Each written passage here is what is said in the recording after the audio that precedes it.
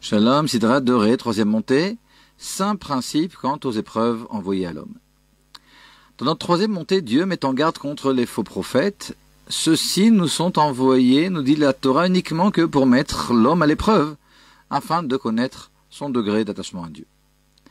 De façon générale, il est important de connaître un certain nombre de principes quant aux épreuves envoyées par Dieu. Ceux qui suivent ont été récoltés de lettres du Rabbi de Lubavitch.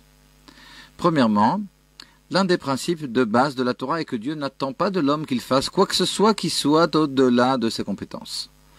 Il en découle que le juif peut surmonter toute épreuve dans la foi en Dieu placée par Dieu sur sa route. Plus que cela, plus l'épreuve est grande, plus cela prouve que l'homme est doté de forces exceptionnelles.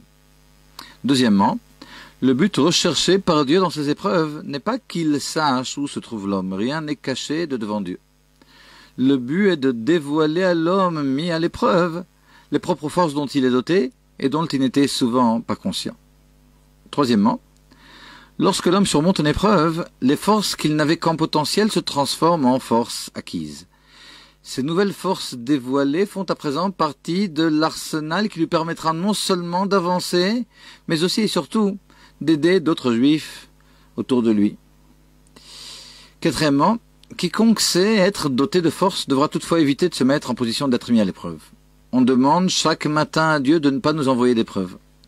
Nos sages reprochent même à David Ameller d'avoir défié Dieu, lui demandant de le mettre à l'épreuve. C'est pourquoi l'épreuve de Bathsheba lui fut envoyée.